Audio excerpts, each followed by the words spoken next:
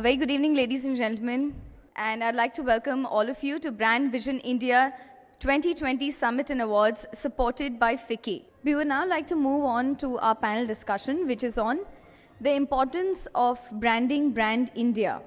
This topic will focus on the importance of innovative and evolving branding and marketing techniques across industries in building India as a global brand. The aspects that would be brought to fore through this discussion will be how brands from various sectors are adopting interesting and new age strategies, which are in turn impacting the elevation of brand India globally. The moderator for this session is Mr. Amit Dhingra, Director KPMG. It's over to Mr. Amit to moderate the session. Thank you. Thank you very much. I'd first like to go to you, Zia. What does Brand India, what are those attributes of Brand India that you think are most prominent, and what does the brand really signify outside our shores? I think that a few years ago we did a study actually to understand the perceptions of what does India actually stand for and in international markets, and what came across was that India meant something vaguely exotic, it meant spicy, it meant low cost, and it meant colorful. So the point of saying this is that I think there is a big opportunity to actually make Brand India stand for something. The answer varies by sector. And I think we have a big opportunity to actually make Brand India stand for something. But the key will be to deliver. And I think when foreign companies come into India, we've also got to do a lot there. We have to make progress in our reforms. There's lots more work to do. But I think if there's one point I have to make about Brand India is that I feel really optimistic about it. I think that we as Indians don't need to borrow, steal, or imitate from the West. I think we have a big opportunity to adapt, to adopt, and advance. I'd like to pick up on that last statement that you made and bring in Sudarshan on this one. How are you adapting yourself to the Indian marketplace, and how are you basically essentially differentiating yourself? We are building a brand for India at India's scale. And you build something which is strong, built for India, gets adapted in India very, very quickly. We believe that's something which will get recognized and picked up very quickly. If we look at the kind of repeat rates that we have, the pace at which customers come back to us, it's probably one of the best, definitely one of the best in the consumer internet space, and probably one of the best across many, many industries. And that's again a function of the fact that we built a product that specifically addresses the problems in India, and we are not necessarily in the taxi space. What we are building for is a transport solution. Ishu, what has been your experience in taking Brand India outside our shores? See, I am mainly in the jewelry segment. So I won't talk about diamonds because, India is one of the biggest exporters of diamonds and things like that. But even as far as jewelry making is concerned, we have now gone really, in terms of competing with the Italians. The workmanship has gone up and things have really improved. So on one hand, we have jewelry which is a very westernized concept, so we do jewelry which a foreigner would wear, and Indians who travel abroad and who are open to brands like Cartier and others, we can compete not only with them. And then we have the other segment, which is the very typical Indian uncut kind of stuff. So, one has to, kind of marry both, because you have, people who would want each of them differently. Rakesh, what has your experience been in taking the brand across rural India and more to, tier 2 towns and cities where, extending more and more of your financing? So it's a different sort of challenge from the challenges that some of the other panelists face in taking the brand overseas. We hire people locally. So they speak the same language, they understand what people are saying. And to make the customer feel proud, we know that most of them cannot sign, or most of them find it difficult to sign. We have machines where people can put the thumb impression, and that is what is used for every subsequent transaction. A person will go and collect from them. Online, everything is happening. It's a connect with the people. It's a connect with masses. Every month, we are adding 70 to 80,000 customers which is huge given the country's size. And we are covering 30,000 villages, and we continue to grow and continue to provide livelihood loans to people and change their life. Manish, you run a business school in the country. What is your perception about the fact that, at some point, Brand India was associated with, lower quality? Few years back, we never had any assessment on our own programs where we were thinking of outcomes. Now we are talking of outcomes. Then we have the processes where we can measure those outcomes. That's how country is changing. Students, they are more demanding. So you have to tune program that way. And we all know that IIMs are great, but there's no greatness in my opinion if you pick up the best of the worlds and then you train them. Now, some of the B schools like us who do not get the best of the worlds who get into IIM, but then you take that as a challenge and change that over 2 years or 3 years, and then you measure that delta change. That gives you a lot of satisfaction. And then you benchmark that, yes, what after 5 years or 10 years my guys are doing, which vis-a-vis other B school students are doing. Last question to you. As you consult Indian corporates on their branding exercise, particularly for those who are seeking to grow their brands outside India, are there 2 or 3 specific aspects that you focus on? Talking from the experience of Yes Bank, which is all of 10 years old, I think what we saw was before we went around shouting from rooftop that we arrived, we set in place very strong fundamentals, right? What we call today as knowledge banking. We said we will create teams which are sectoral experts, people who talk beyond banking, people who talk language of the clients. We said that we will have to be innovative, right? We will have to use our handicap of not having a legacy as our biggest strength. To have a great brand, you need a better product, right? So first focus on the product, brand will happen by itself. Thanks everyone. You've been a wonderful panel and it was a pleasure moderating it. Thanks.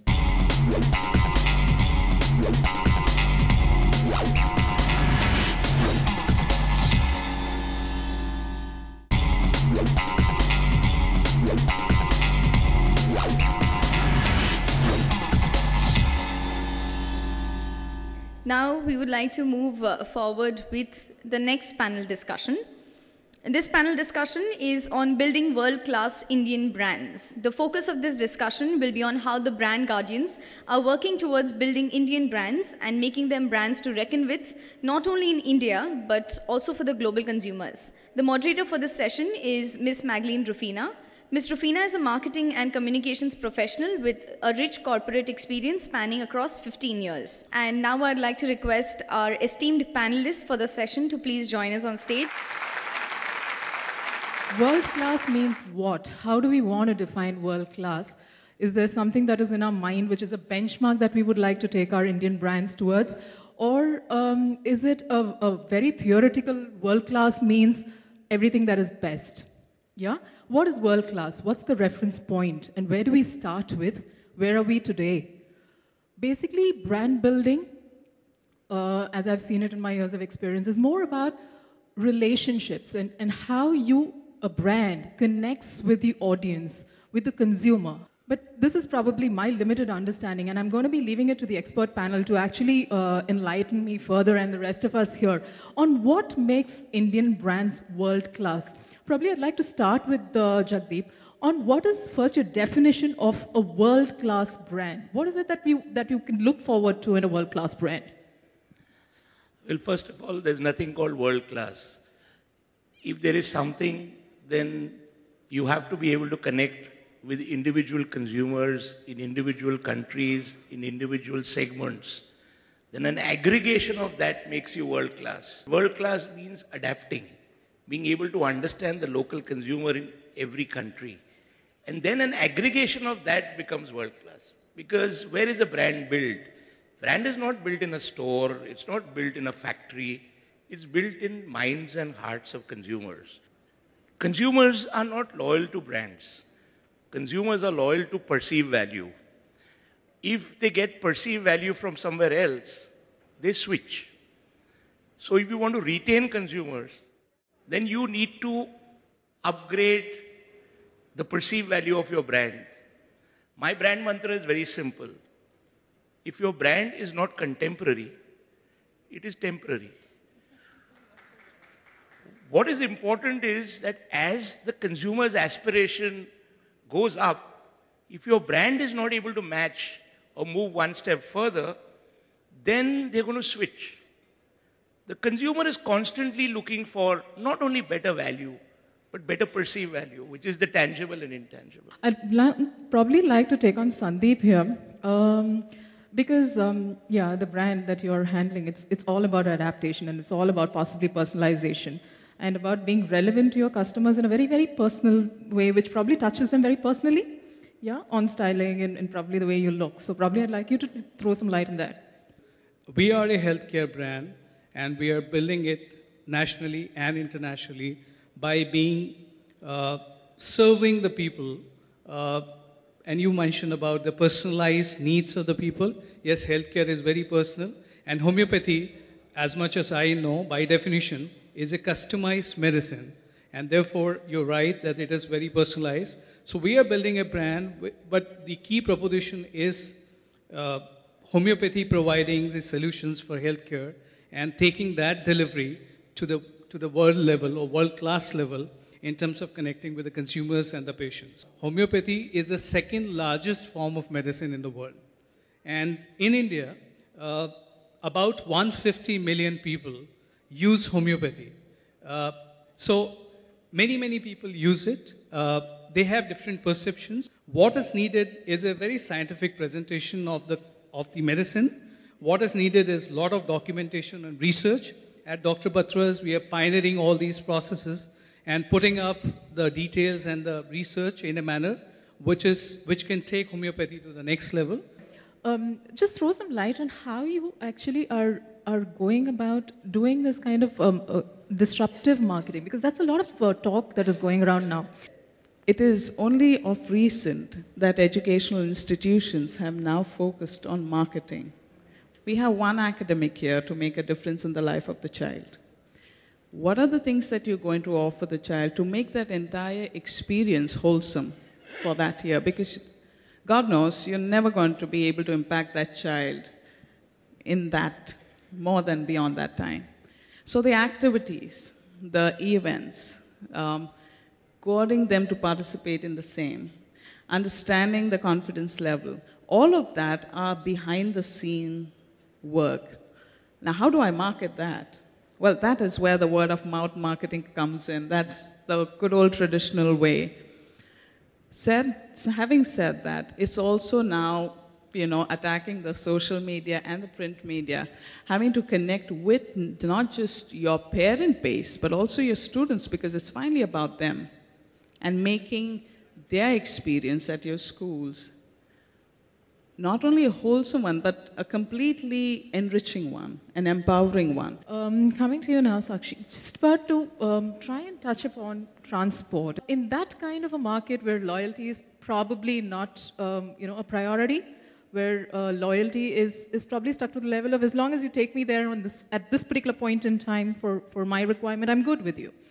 How do you just break that open and make it into a relationship? How do you make it a long time? First thing that we did was we said, let's learn from what a world-class car rental brand does, and which is where we started representing a global brand in India. Really, the idea is, how can I cater to this young urban professional or the the higher end of the individuals who are traveling extensively in the country, and cater to and provide products to them.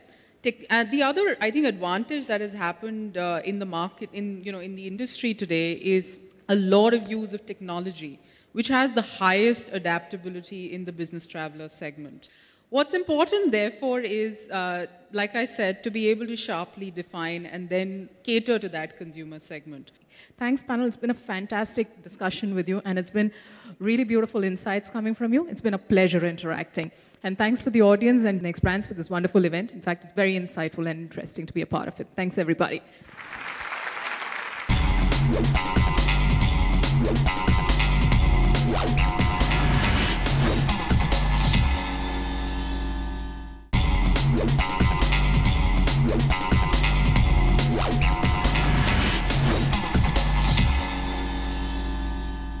It's now time for our final session of the panels. And the topic for this session is, if you were the brand manager for India, your blueprint for 2020. I'm sure that once you hear the topic, it gets your thoughts racing. If we take India to be a big industry conglomerate, divided into various sub-industries, managed by a brand manager each, then how would the brand manager or personality contribute to making India a superpower by the year 2020 through their contributions in the respective industry? The moderator for this session is Ms. Rachna Nath, Executive Director, PricewaterhouseCoopers. It's over to our moderator. While we are talking about, brand 2020 for India and what if we were the brand managers for that, what would be our blueprint? I was just reflecting on, how I have personally seen this brand India as I have grown, from my childhood to now. So there was a time that, one would go out and people would ask India where on the map. And then, all of a sudden, 1990s happened, people started, understanding India. The last few years, we have seen the brand India change a lot. So I think, Tapan, I'll start with you. If you were the brand ambassador, what would it look like? So if I have to talk about the industry, my personal ambition for 2020, it's simple. A, not a single person should sell jewelry to pay the hospital bills. Not a single house or property which gets damaged after years of no hard work building it up should be lost just like that. We should be able to provide employment to at least 1 million people in this country. If we can do that by 2020, it's something that can take India to the next level. Right, so I think, Mr. Ghai, we've all grown up seeing your movies. We've cried with your actors. We've laughed with them out here. And I think you've been part of creating that brand Bollywood. So I think it's one of the best known brand if you actually move out of India. As we talk about, building the brand India, let us say in 2020, your advice, what would 2020 Bollywood look like?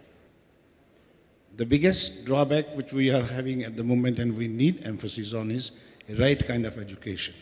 If we say we have to make India as a brand, first thing is important is that we have to be original.